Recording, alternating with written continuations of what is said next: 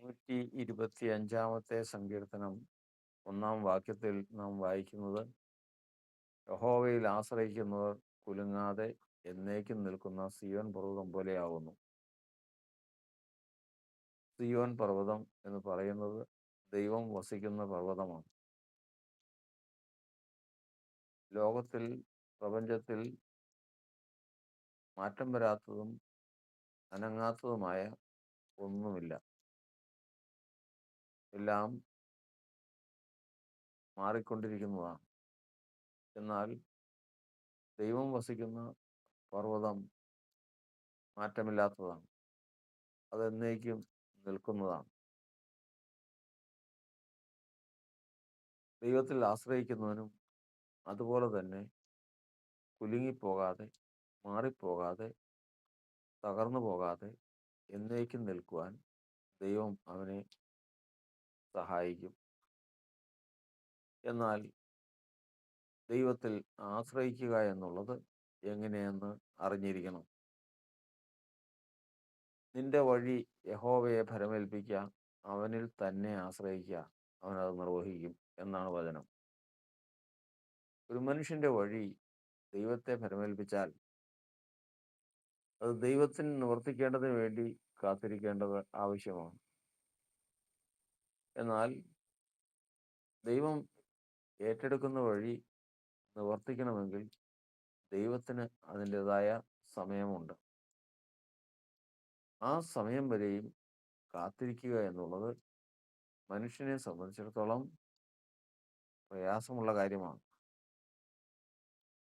കാരണം ദൈവത്തിൻ്റെ സമയത്തിന് എത്തുന്നതിന് മുമ്പേ തന്നെ മനുഷ്യൻ ദൈവത്തെ വിട്ട് മറ്റ് ഒന്നിൽ ആശ്രയിപ്പാൻ തക്കവണ്ണം അവനെ എപ്പോഴും പ്രേരിപ്പിച്ചുകൊണ്ടിരിക്കുന്ന ശക്തി ലോകത്തിലുണ്ട്. അങ്ങനെ ഒരു ജ്യേഷ്ഠാവകാശിക്ക് വെച്ചിട്ടുള്ള അനുഗ്രഹങ്ങൾ ഏശാവിൻ്റെ ജീവിതത്തിലുണ്ട്. അത് ദൈവം സമയത്ത് കൊടുക്കുക തന്നെ ചെയ്യും. ഒരിക്കലും ജ്യേഷ്ഠാവകാശി പട്ടിണി കിടന്ന് ചാകുവാൻ ദൈവം അനുവദിക്കുകയില്ല.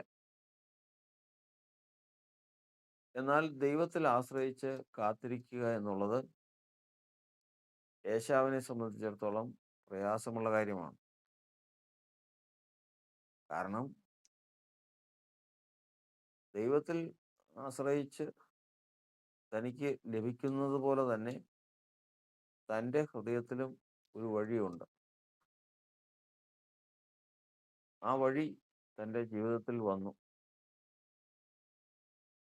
തൻ്റെ ജ്യേഷ്ഠാവകാശം വിറ്റുകളഞ്ഞ് അതിന് കിട്ടുന്ന വില കൊണ്ട് ഇന്നത്തെ വിശപ്പടക്കി മരണത്തിൽ നിന്ന് രക്ഷ പ്രാപിക്കാം എന്നുള്ളത് ഏശാവ് കണ്ടു. അതിനുള്ള വഴി ഒരുങ്ങിയിരിക്കുകയാണ്. സഹോദരനായ യാക്കോബ് തൻ്റെ ഭക്ഷണം ഒരുക്കി അത് സഹോദരന് കൊടുക്കാൻ തയ്യാറായിട്ടിരിക്കുകയാണ്.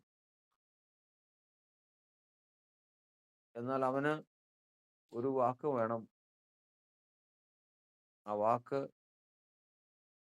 എൻ്റെ ജ്യേഷ്ഠാവകാശം നിനക്ക് തന്നിരിക്കുന്നു എന്നുള്ള വാക്കാണ്. അതിന് ഏശാവ് തയ്യാറുമാണ്.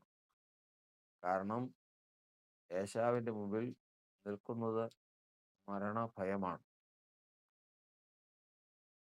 മരണഭയത്തിൽ അടിമപ്പെട്ടിരിക്കുന്ന ആ മനുഷ്യൻ തൻ്റെ ജ്യേഷ്ഠാവകാശം വിൽക്കുവാൻ തയ്യാറാണ്. എന്നാൽ അതിനും അപ്പുറമാണ് ദൈവഭയം എന്നുള്ളത് മനസ്സിലാക്കുന്നില്ല.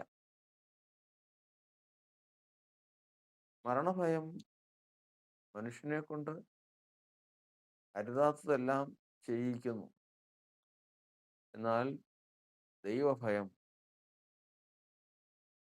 മനുഷ്യനെ കൊണ്ട് ഏറ്റവും ഉചിതമായതും ശ്രേഷ്ഠമായതും ചെയ്യിക്കുന്നു. അവൻ ദൈവത്തിൽ ആശ്രയിക്കാതെ തന്റെ ജ്യേഷ്ഠാവകാശം സഹോദരന് കൊടുത്ത് ഭക്ഷണം കഴിച്ച് എഴുന്നേറ്റ് പോയി. ദൈവത്തിൽ ആശ്രയിക്കുന്നവർ കുലുങ്ങാതെ എന്നേക്കും നിൽക്കുന്ന സിയോൻ പർവ്വതം പോലെയാകുന്നു. തങ്ങൾ ആശ്രയിക്കുന്നവരെ ദൈവം അറിയുന്നുണ്ട്. എന്നാൽ തങ്ങൾ തന്നെ ആശ്രയിക്കുന്നുവെന്ന് ഉറപ്പുവരുത്തണം. ദൈവത്തെ ഒരു കാര്യം ഏൽപ്പിച്ചതിന് ശേഷം ദൈവത്തിൽ നിന്നുള്ള വിടുതലിന് വേണ്ടി കാത്തിരിക്കുമ്പോൾ അങ്ങനെ കാത്തിരിക്കുന്നവരെ വഴിതെറ്റിക്കാൻ ദൈവത്തിന്റെ പ്രവൃത്തി വെളിപ്പെടുന്നതിന് മുമ്പേ തന്നെ അവരുടെ ആവശ്യ നിവൃത്തിക്കായിട്ട് മറ്റേതെങ്കിലും ഇടങ്ങളിൽ നിന്ന് അതിൻ്റെ പരിഹാരമോ വിടുതലോ മറുപടിയോ വരാം. എന്നാൽ ഇസ്രായേലിന്റെ രക്ഷ സിയോനിൽ നിന്ന് വന്നെങ്കിൽ എന്ന വചനത്തിലുള്ളതുപോലെ ദൈവത്തിൽ നിന്ന് തന്നെയുള്ള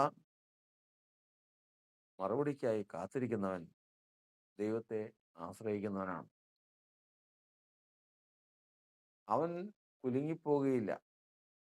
മാത്രമല്ല, അവനെ കാത്തിരിക്കുന്ന ഒരുത്തനും ലജ്ജിച്ചു പോവുകയുമില്ല.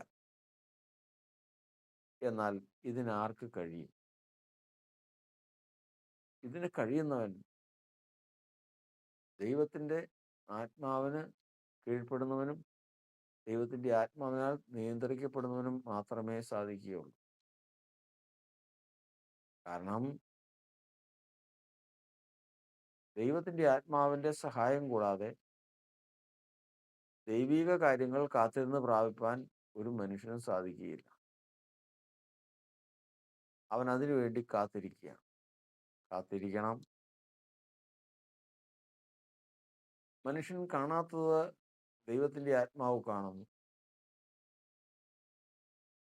ദൈവത്തിൻ്റെ പ്രവൃത്തിയെ ദൈവത്തിൻ്റെ ആത്മാവ് കാണുന്നു. അതുകൊണ്ട് ദൈവത്തിൻ്റെ പ്രവൃത്തി വരെയും കാത്തിരിക്കുക എന്നുള്ളത് ദൈവഭക്തനായ ദൈവത്തിൻ്റെ ആത്മാവിനാൽ ഭരിക്കപ്പെടുന്ന ജനത്തിന് മാത്രം സാധിക്കുന്ന കാര്യം. പരാജയപ്പെട്ട മനുഷ്യരുടെ ജീവിതം പരിശോധിക്കുമ്പോൾ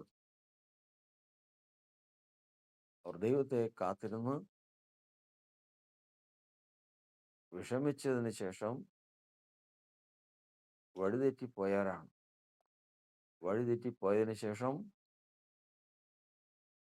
തങ്ങൾ ആശ്രയിച്ച ദൈവം അവർക്ക് വെളിപ്പെട്ടിട്ടുണ്ട്.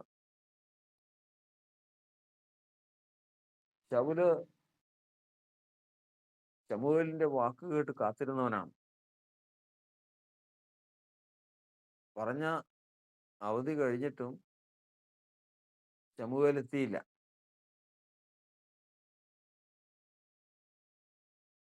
ശമൂവേൽ എത്തിയില്ല എങ്കിൽ ദൈവിക വ്യവസ്ഥ വിട്ട് അവൻ പ്രവർത്തിക്കുമെന്നുള്ളത് ശത്രുവിന്റെ വാദമാണ്. അവന്റെ വ്യവസ്ഥ വിട്ട്, അവന് ദൈവം വെച്ചിട്ടുള്ള വ്യവസ്ഥ, മനുഷ്യനോട് ദൈവം വെച്ചിട്ടുള്ള വ്യവസ്ഥ വിട്ട് ശൗല് പ്രവർത്തിച്ചു കഴിഞ്ഞ ഉടനെ ഒരിക്കലും ലേവ്യ ഗോത്രത്തിൽ ഉള്ള പുരോഹിതന്മാർക്കല്ലാതെ മറ്റാർക്കും യാഗം കഴിക്കാൻ പാടില്ലാത്ത ആ പ്രവൃത്തി ശൗല് ചെയ്ത് കഴിഞ്ഞ ഉടനെ ശമൂവേൽ വന്നു. നീ എന്ത് ചെയ്തു? ഞാൻ കാത്തിരുന്നു, ജനം എന്നെ വിട്ടു മാറുന്നു എന്ന് കണ്ടപ്പോൾ ഞാൻ ധൈര്യപ്പെട്ട് യാഗം കഴിച്ചു പോയി. ശമൂവേൽ പറഞ്ഞു, നീ ചെയ്തത് ഭോഷത്വം. അപ്പൊ ശമൂവേൽ വരാൻ താമസിച്ചതിന്റെ കാരണം അവിടെ എഴുതിയിട്ടില്ല. എന്തായിരുന്നാലും താമസിച്ചത് കൊണ്ട് ദൈവത്തിന് ഹിതമല്ലാത്തത് ശൗല് ചെയ്തു, അല്ലെങ്കിൽ ദൈവത്തോട് ശൗല് അതിക്രമം ചെയ്തു. ആത്മീയ മണ്ഡലങ്ങളിലും ശത്രു വാദിക്കുന്നത് ഇത് തന്നെയാണ്. അനുഗ്രഹത്തിനും ദർശനത്തിനും കാത്തിരിക്കുന്ന കാര്യങ്ങൾക്കും മനുഷ്യനൊരു അവധിയുണ്ട്. ആ അവധി കഴിഞ്ഞാൽ അവൻ അരുതാത്തത് പ്രവർത്തിക്കുമെന്ന് ദൈവം അറിയുന്നു. അത് ശത്രുവായ സാത്താനും അറിയുന്നു. എന്നാൽ ഇയ്യോബ് പറഞ്ഞതുപോലെ അവൻ എന്നെ കൊന്നാലും ഞാൻ അവനായി കാത്തിരിക്കും. എൻ്റെ അർത്ഥം, സാത്താൻ പറഞ്ഞതും അവൻ്റെ ഭാര്യ പറഞ്ഞതുമായ ഒരു കാര്യമുണ്ട്. സാത്താൻ പറഞ്ഞത്, നീ അവനുള്ളതൊക്കെ ഒന്ന് തൃക്കൈ നീട്ടി തൊടുക, അവൻ നിന്നെ മുഖത്ത് നോക്കി ത്യജിച്ച് പറയും. അത് സാത്താൻ്റെ വാദമാണ്. എല്ലാം നഷ്ടപ്പെട്ടിട്ടും യഹോവ തന്നു യഹോവ എടുത്തു, അവൻ്റെ നാമം മഹത്വം എടുക്കുമാറാകട്ടെ എന്ന് പറഞ്ഞ് ദൈവത്തിന് മഹത്വം കൊടുത്ത് ഭക്തി വിടാതെ കാത്തിരുന്ന ഇയ്യോബിനോട് സ്വന്തം ഭാര്യ പറഞ്ഞു, നീ ഇനിയും നിന്റെ ഭക്തി മുറുകെ പിടിച്ചുകൊണ്ടിരിക്കുന്നുവോ? ദൈവത്തെ ത്യജിച്ച് പറഞ്ഞ് മരിച്ചു കളക. ശത്രുവായ സാത്താൻ പറഞ്ഞതിന് മറ്റൊരു രൂപത്തിൽ സ്വന്തം ഭാര്യ പറയുകയാണ്.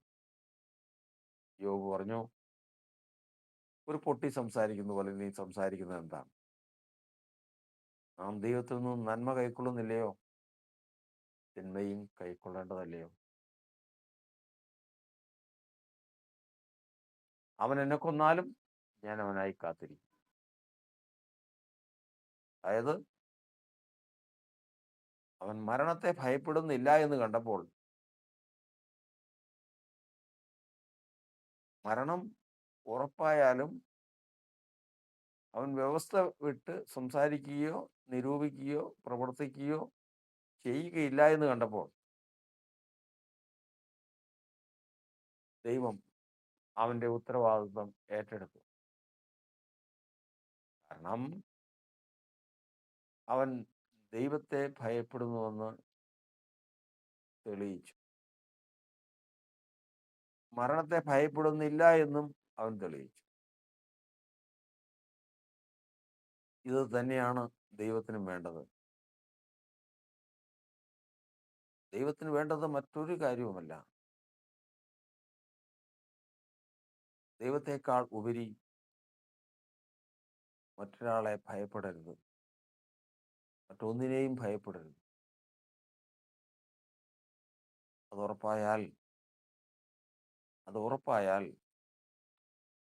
തന്നെ ഭയപ്പെട്ട് തനിക്ക് വേണ്ടി കാത്തിരിക്കുന്നവനെ രക്ഷിപ്പാൻ ദൈവം എഴുന്നേൽക്കും.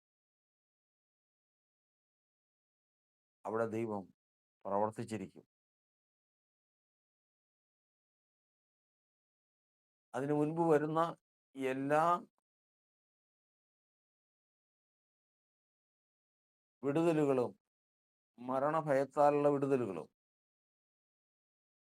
നിഷേധിച്ച് കാത്തിരിക്കുന്നവനെ ദൈവം വിലയേറിയവനായിട്ട് എണ്ണുന്നു. അപ്പോസ്തലനായ പൗലോസ് ലോകത്തിൽ ജീവിച്ചിരിക്കുമ്പോൾ തൻ്റെ ശുശ്രൂഷയുടെ കാലഘട്ടത്തിൽ ഇപ്രകാരം പറഞ്ഞു, 3 വട്ടം ഒന്ന് കുറേ 40 അടി കൊണ്ടവനാണ് ഞാൻ. പണ്ട് കുറ്റവാളിയായി തീർന്നാൽ യഹൂദന്മാരുടെ നിയമം അനുസരിച്ച് 40 അടിയാണ് ശിക്ഷ. അത് 40 തികച്ചടിക്കാൻ പാടില്ല, ഒന്ന് കുറയ്ക്കണം, 39 അടി അടിക്കാം. ഇങ്ങനെ 3 പ്രാവശ്യം, അപ്പോൾ ഏകദേശം 117 അടി വെട്ടിയിട്ട് അടിച്ചവനാണ്, അടിയേറ്റവനാണ്. കാട്ടിലെ ആപത്ത്, കള്ള സഹോദരന്മാരുടെ ആപത്ത്, മൃഗയുദ്ധം, എന്നാൽ പണ്ടുകാലത്തൊക്കെ രാജാക്കന്മാർക്കും ഭരണാധികാരികൾക്കും പ്രഭുക്കന്മാർക്കും ജനത്തിനുമെല്ലാം കണ്ട് രസിക്കാനായിട്ട് കുറ്റവാളികളെ കൊണ്ടുവന്നതിന് ശേഷം അവരുടെ കയ്യിൽ ഒരായുധം കൊടുക്കും. അതിനുശേഷം അവരെ സിംഹങ്ങളോ പുലിയോ കടുവയോ അങ്ങനെ ഏതെങ്കിലും മൃഗങ്ങൾ കിടക്കുന്ന കിണറ്റിലേക്കോ കുഴിയിലേക്കോ ഇറക്കി വിടും. തൻ്റെ കയ്യിൽ കിട്ടിയിരിക്കുന്ന ഈ ആയുധം കൊണ്ട് ഈ മൃഗത്തോട് മനുഷ്യൻ പോരാടി ഈ കുറ്റവാളി മൃഗത്തെ ജയിച്ചാൽ അവൻ സ്വന്തം പ്രാണനെ നേടി. അവന് സ്വതന്ത്രനായി പോകാം. അല്ല, ജയിക്കുന്നത് മൃഗമാണെങ്കിൽ മൃഗത്തിന് ഈ മനുഷ്യനെ ആഹാരമാക്കാം. ആർക്കും പരാതിയില്ല. അതിൻ്റെ പേരിൽ ഒരു പരാതിക്ക് സ്ഥാനമില്ല, ഇടമില്ല. ഇങ്ങനെ മൃഗയുദ്ധം ചെയ്തവനാണ് കർത്താവിൻ്റെ ദാസൻ. ഇതെല്ലാം ദൈവം കണ്ടു. ദൈവത്തിൻ്റെ പ്രവൃത്തി ഉണ്ടാകുമെന്ന് വിശ്വസിച്ച് ദൈവത്തിൻ്റെ നന്മ അനുഭവിച്ചിട്ടുള്ളവൻ തന്നെയാണ്. അതുകൊണ്ട് ദൈവം വിടുവിച്ചില്ല. ഈ മൃഗങ്ങളോട് പോരാടുമ്പോഴും രാപ്പകൽ വെള്ളത്തിൽ കിടക്കേണ്ട അവസ്ഥ വന്നിട്ടുണ്ട്. ഇതെല്ലാം സംഭവിക്കുമ്പോഴും എന്തുകൊണ്ട് ദൈവം ഇറങ്ങിച്ചെന്നില്ല? ദൈവത്തിൻ്റെ പ്രവൃത്തിക്ക് ഒരു സമയമുണ്ട്. ദൈവത്തിൻ്റെ പ്രവൃത്തിക്ക് ഒരു സമയമുണ്ട്. വിളിച്ചപ്പോഴേ തന്നെ കർത്താവ് പറഞ്ഞു, അവൻ എൻ്റെ നാമത്തിന് വേണ്ടി എന്തെല്ലാം സഹിക്കണമെന്ന് ഞാൻ അവനെ കാണിക്കും. നാമത്തിന് വേണ്ടിയിട്ടുള്ള സഹനമാണ്. നാമത്തിന് വേണ്ടി. എന്നാൽ ഇതിൽ നിന്നെല്ലാം ദൈവം വിടുവിച്ചു. അതിൻ്റെ സമയം വന്നപ്പോൾ വിശേഷമായ ഒരു കാര്യം,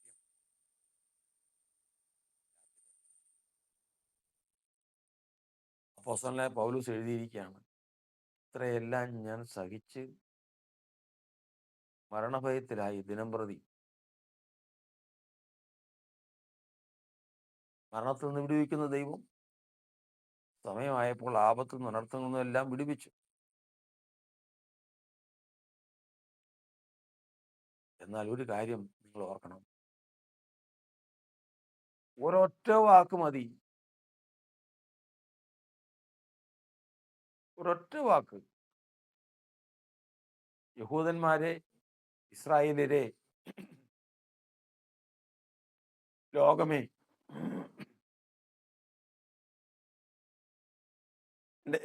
എൻ്റെ ജീവിതത്തിൽ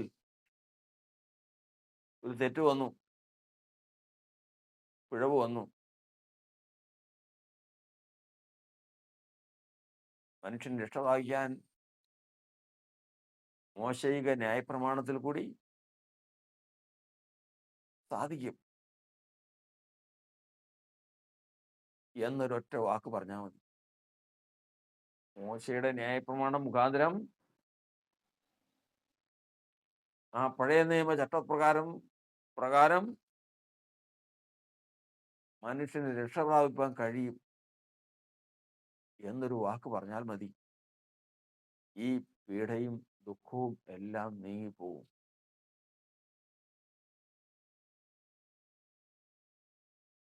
അത് അവൻ്റെ വായിലുണ്ട്. അത് അവൻ്റെ ജീവിതത്തിൽ ഏത് സമയത്തും അവന് പറയാം. അന്ന് ഒഴിഞ്ഞു പോകും, ഈ കഷ്ടമെല്ലാം ഒഴിഞ്ഞു പോകും. 39 അടി അടിച്ചവര് ക്ഷമ പറയും. മൃഗയുദ്ധം ചെയ്യാൻ ഏൽപ്പിച്ചവര് അവന്റെ കാൽക്കൽ വീഴും. ഈ വേദന മുഴുവനും അനുഭവിച്ച അവനെ ശ്രേഷ്ഠനായിട്ട് എണ്ണുന്ന തരത്തിൽ മാനിക്കും. ക്രിസ്തുയേശുവിൽ കൂടി മാത്രമല്ല രക്ഷ. രക്ഷ ന്യായപ്രമാണത്തിൽ കൂടിയും കൂടി ഉണ്ട് എന്ന് പറഞ്ഞാൽ മതി. കൊടുത്തിരിക്കുകയാണ്. അതും കൊടുത്തിരിക്കുകയാണ്. ഇതും കൊടുത്തിരിക്കുകയാണ്. മരണത്തോളം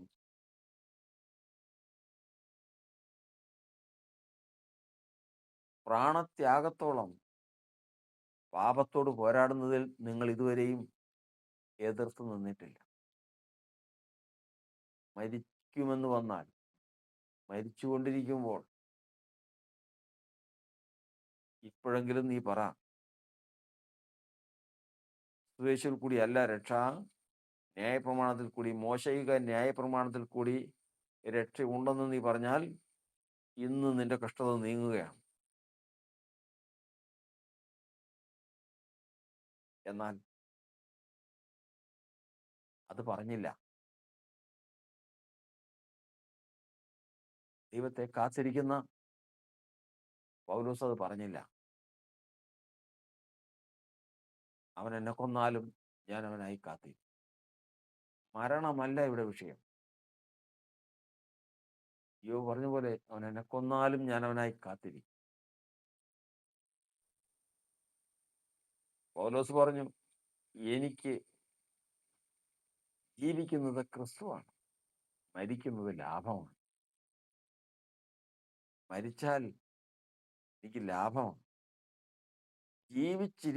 ഇരിക്കുമ്പോൾ ഇത് ക്രിസ്തു നിമിത്തം ഞാനിതൊക്കെ അനുഭവിക്കുകയാണ്. മരിക്കുന്നത് ലാഭമാണ്. മരണത്തിന്റെ അധികാരിയായ പിശാച് നോക്കുകയാണ്. ഒരിക്കൽ അർഹതയില്ലാത്ത ഒരുവൻ പൗലോസ് പ്രസംഗിക്കുന്ന യേശുവിന്റെ നാമത്തിൽ ഞാൻ നിന്നോട് കൽപ്പിക്കുന്നുവെന്ന് ദുരാത്മാവിനോട് പറഞ്ഞു. ദുരാത്മാവ് ബാധിച്ചവൻ പറഞ്ഞു, യേശുവിനെ ഞങ്ങൾക്കറിയാം, പൗലോസിനെയും പരിചയമുണ്ട്. നിങ്ങളാരാ ഇത് പറയാൻ? തുടർന്ന് അവരെ ആക്രമിച്ചു. ആ നാമം എടുത്തവരെ ആക്രമിച്ചു. അവർ നഗ്നരായി ഓടിപ്പോയി.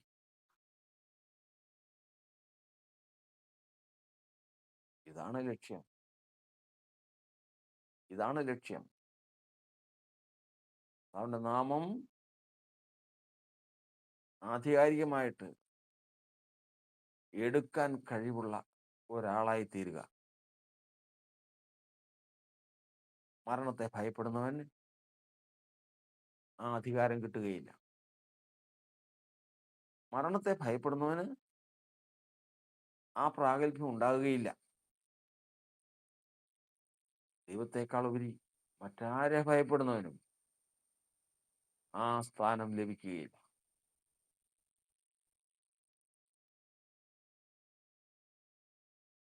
നെബൂഖദ്നേസർ രാജാവ് ബാബേൽ രാജാവ് നിർത്തിയ ബിംബത്തെ നമസ്കരിക്കാൻ കൽപ്പനയായി. വീണ, കുഴൽ, തമ്പുരു മുതലായിട്ടുള്ള വാദ്യമേളങ്ങൾ ഉച്ചത്തിൽ ധ്വനിക്കുമ്പോൾ സകലരും ആ വിഗ്രഹത്തിന്റെ മുൻപാകെ വീണ് നമസ്കരിക്കണം എന്നുള്ളത് രാജാവിന്റെ കൽപ്പനയാണ്.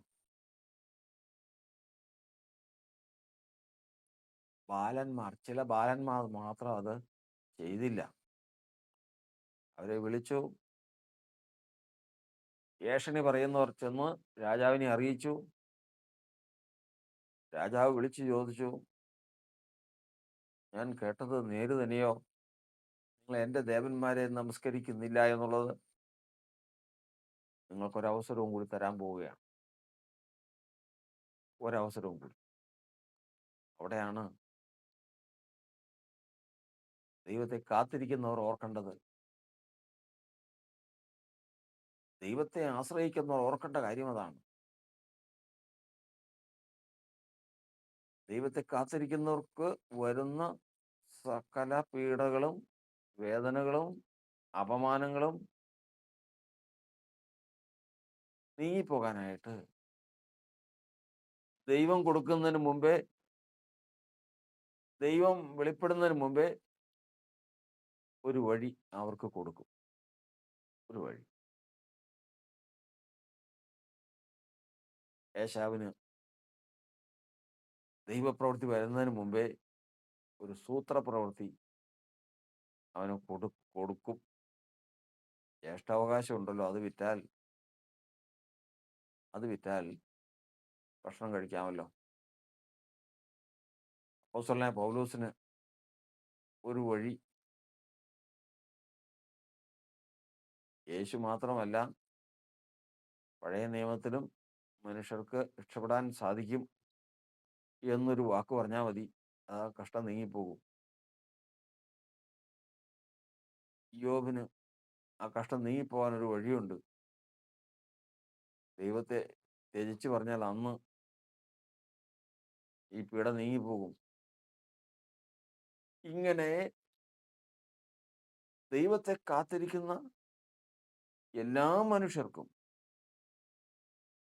ഇതിൽ നിന്ന്, ആ പീഡയിൽ നിന്ന്, ആ വേദനയിൽ നിന്ന് രക്ഷപ്പെടാൻ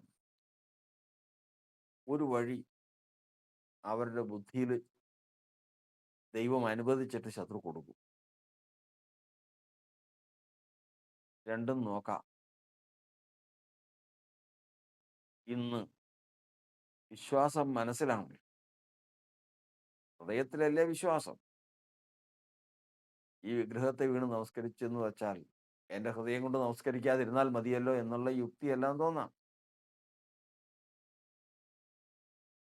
ഇല്ലെങ്കിൽ ഈ തീച്ചുളയിൽ വീണിട്ട് എന്ത് കാര്യം? ദൈവം അത് ആഗ്രഹിക്കുന്നുണ്ടോ? ഇതൊക്കെ യുക്തി പലതും പറയും.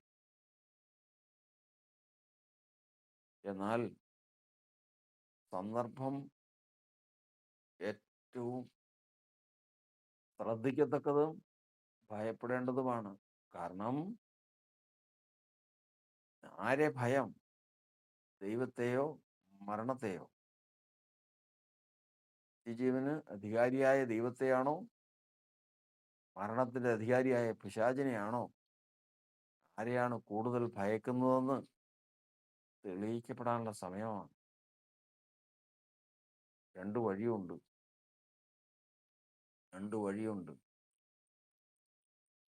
അതിലൊരു വഴി ബിംബത്തെ നമസ്കരിക്കുക, പ്രശ്നം തീരട്ടെ. രണ്ടാമത്തെ വഴി തീയിലേക്ക് വീഴാൻ തയ്യാറാകുക. ഏതെടുക്കും?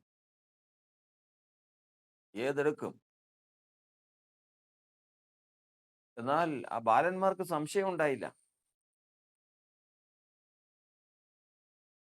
ബാലന്മാർ പറയുന്നു, രാജാവേ, ഇതിൽ നിന്നോട് ഉത്തരം പറയേണ്ട കാര്യം തന്നെ ഇല്ല, വെറുതെ സംസാരിക്കേണ്ട കാര്യമില്ല.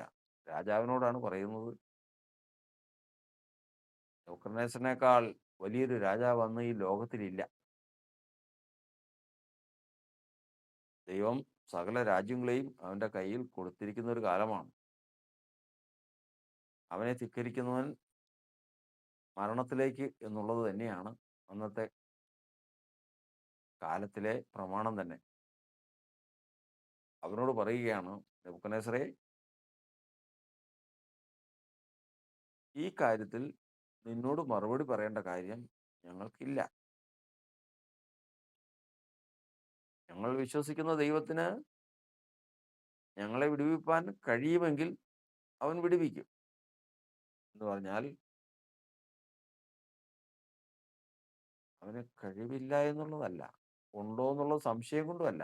പിന്നെയോ, വിടുവിക്കാൻ കഴിയുമെങ്കിൽ, അതായത് അവൻ പ്രവർത്തിക്കുന്നതിന് അവന്റെ ചില നീതികളുണ്ട്. ആ നീതിക്കപ്പുറം പ്രവർത്തിപ്പാൻ അവന് കഴിയുകയില്ല. ആ നീതി വിട്ട് പ്രവർത്തിപ്പാൻ ദൈവത്തിന് സാധിക്കില്ല. അതുകൊണ്ട് അവന്റെ നീതി അതിന് സമ്മതിക്കുമെങ്കിൽ, കഴിവല്ല. കഴിവുണ്ടെന്നുള്ളത്, കഴിവില്ലെങ്കിൽ അവർ ഈ സമർപ്പണത്തിന് പോവില്ല. കഴിവുണ്ട് എന്നുള്ളത് അവർക്ക് സംശയമില്ലാത്തൊരു കാര്യമാണ്. ഇല്ലാത്ത ഒരാള് മരണത്തിന് സ്വയം ഏൽപ്പിച്ചു കൊടുക്കുകയില്ല. അവന് ഞങ്ങളെ വിടുവിപ്പാൻ കഴിയുമെങ്കിൽ ഈ എരിയുന്ന തീച്ചുളയിൽ നിന്നും രാജാവിന്റെ കയ്യിൽ നിന്നും ഞങ്ങളെ വിടുവിക്കും. ഇനി ഇല്ല, കഴിയുന്നില്ല എങ്കിൽ എന്ന് പറഞ്ഞാൽ ആരോഗ്യമില്ലെന്നല്ല, കഴിയാനുള്ള അതിനുള്ള ശക്തിയില്ലെന്ന് ഉള്ളതല്ല, പിന്നെയോ അവന്റെ നീതി, അവൻ ചെയ്യാൻ ഉദ്ദേശിക്കുന്ന അവന്റെ മുന്നറിവിന് പ്രകാരം അതിന് സാധിക്കുന്നില്ല എങ്കിൽ ഞങ്ങൾ നിന്റെ ബിംബത്തെ നമസ്കരിക്കുമെന്ന് വിചാരിക്കേണ്ട, അത് ചെയ്യില്ല. പിന്നെ കുഴൽ ഊതിയില്ല, തമ്പുരു മീട്ടിയില്ല, വാദ്യമേളങ്ങൾ ധ്വനിച്ചില്ല, പിന്നെ മുഖഭാവം മാറി.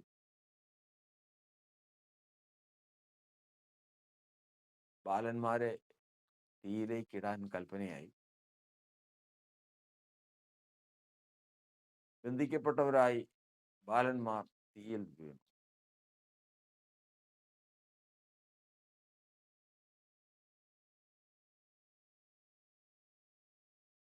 ഭയപ്പെട്ടവരെ, മരണത്തെ ഭയപ്പെടാതെ ദൈവത്തെ ഭയപ്പെട്ടവരെ വിടുവിക്കുന്ന ഒരു ദൈവമുണ്ട്. ദൈവം തന്റെ അത്ഭുത പ്രവൃത്തി അവിടെ കാണിച്ചു. ആശ്രയിക്കേണ്ടതുപോലെ ആശ്രയിക്കണം. അതാണ് ഇവിടെ 125-ാമത്തെ സങ്കീർത്തനത്തിൽ വായിച്ചത്. ആദ്യം യഹോവയിൽ ആശ്രയിക്കുന്നവർ കുലുങ്ങാതെ എന്നേക്കും നിൽക്കുന്ന സിയോൻ പർവ്വതം പോലെയാവും എന്ന് പറഞ്ഞാൽ അതിന്റെ അർത്ഥം, ഈ വചനത്തിൽ നിന്ന് നാം ചിന്തിച്ചത് പ്രകാരം നാം ഓർക്കുമ്പോൾ, യഹോവയിൽ ആശ്രയിക്കുന്നവർ കുലുങ്ങാതെ എന്നേക്കും നിൽക്കുന്ന സിയോൻ പർവ്വതം പോലെ ആകുന്നു. അവർ അങ്ങനെ നിൽക്കുമെന്ന് പറയുമ്പോൾ തന്നെ യഹോവയിൽ ആശ്രയിക്കുന്നവർ മറ്റെന്തിനേക്കാൾ, മരണത്തെക്കാൾ ദൈവത്തെ ഭയപ്പെടുന്നവരായിരിക്കും. അതിന് തന്നെ ഒരു മറുവശവും, ദൈവത്തെക്കാൾ ഉപരി മറ്റെന്തിനെങ്കിലും ഭയപ്പെടുന്നവൻ അവന് ദൈവത്തെ ആശ്രയിക്കാൻ സാധിക്കുകയില്ല. അവൻ ദൈവത്തിൽ ആശ്രയിക്കുന്നുണ്ടാകാം, പക്ഷേ ദൈവത്തിൽ പൂർണ്ണ ആശ്രയം വഹിക്കുന്നവനല്ല. ദൈവത്തിൽ പൂർണ്ണ ആശ്രയം വഹിക്കാൻ ദൈവം ഇസ്രായേൽ ജനത്തെ മിസ്രൈമിൽ നിന്ന് കൊണ്ടുവരുമ്പോൾ അവിടെ ജാതികളുടെ അവകാശം അത് ദൈവം സ്വന്തം ജനത്തിന് മേടിച്ചു കൊടുത്തു. അതിനുശേഷം കർത്താവ് തൻ്റെ ആത്മാവിനാൽ ഇപ്രകാരം പറഞ്ഞു, നിങ്ങൾക്ക് ബോധം വരട്ടെ, നിങ്ങൾ ഇത് ശ്രദ്ധിക്കുക. അവരെ ആശ്രയിച്ച ദൈവം എവിടെ? അവർ ഇടപെടാതെ ബലി കഴിച്ചും വഴിപാട് കഴിച്ചും നടന്ന അവരുടെ ദൈവങ്ങൾ എങ്ങോട്ട് പോയി? ഒരു കാര്യം മനസ്സിലാക്ക്, ഞാനല്ലാതെ ഒരു ദൈവമില്ല. ഞാനല്ലാതെ ആശ്രയിക്കാൻ ഒരുവനില്ല. ആവർത്തന പുസ്തകം 32-ാമത്തെ 32 37 അവരുടെ ബലികളുടെ മേധസ് തിന്നുകയും പാനീയബലിയുടെ വീഞ്ഞു കുടിക്കുകയും ചെയ്ത ദേവന്മാരും അവർ ആശ്രയിച്ച പാറയും എവിടെ?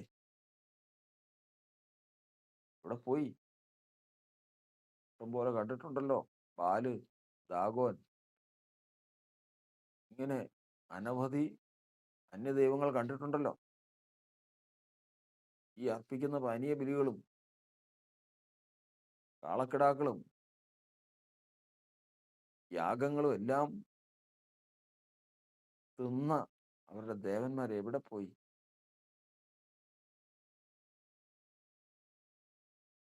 അവരുടെ ബലികളുടെ മേധസ് തിന്നുകയും പാനീയ ബലിയുടെ വീഞ്ഞു കുടിക്കുകയും ചെയ്ത ദേവന്മാരും അവർ ആശ്രയിച്ച പാറയും എവിടെ?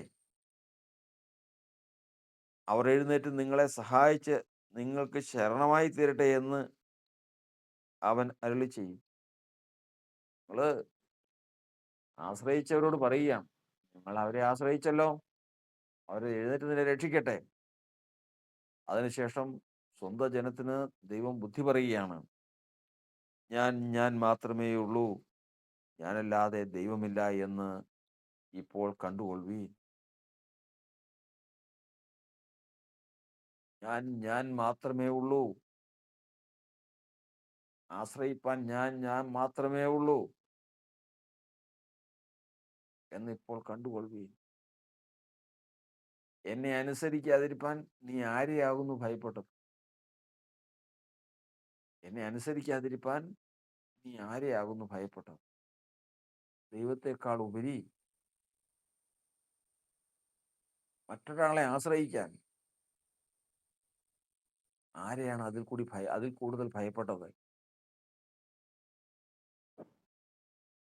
ഞാൻ കൊല്ലുന്നു, ഞാൻ ജീവിപ്പിക്കുന്നു, ഞാൻ തകർക്കുന്നു, ഞാൻ സൗഖ്യമാക്കുന്നു, എൻ്റെ കയ്യിൽ നിന്ന് വിടുവിക്കുന്നവൻ ഇല്ല. ഞാൻ ആകാശത്തേക്ക് കൈ ഉയർത്തി സത്യം ചെയ്യുന്നത് നിത്യനായിരിക്കുന്ന എന്നാണ്. എൻ്റെ മിന്നലാം വാൾ ഞാൻ മൂർച്ചയാക്കി എൻ്റെ കൈ ന്യായവിധി തുടങ്ങുമ്പോൾ ഞാൻ ശത്രുക്കളിൽ പ്രതികാരം നടത്തും, എന്നെ ദ്വേഷിക്കുന്നവർക്ക് പകരം വീട്ടും. യഹോവയിൽ ആശ്രയിക്കുന്നവർ കുലുങ്ങാതെ എന്നേക്കും നിൽക്കുന്ന സിയോൻ പർവ്വതം പോലെയാവും. അവരെ കുലുക്കുവാൻ തക്കതായ ശക്തി ലോകത്തിലില്ല. പക്ഷേ ഒരു കാര്യം, യഹോവയേക്കാൾ, കർത്താവിനേക്കാൾ മരണത്തെയോ ലോകത്തെയോ ഭയപ്പെടുന്നവന് അത് സാധ്യമല്ല.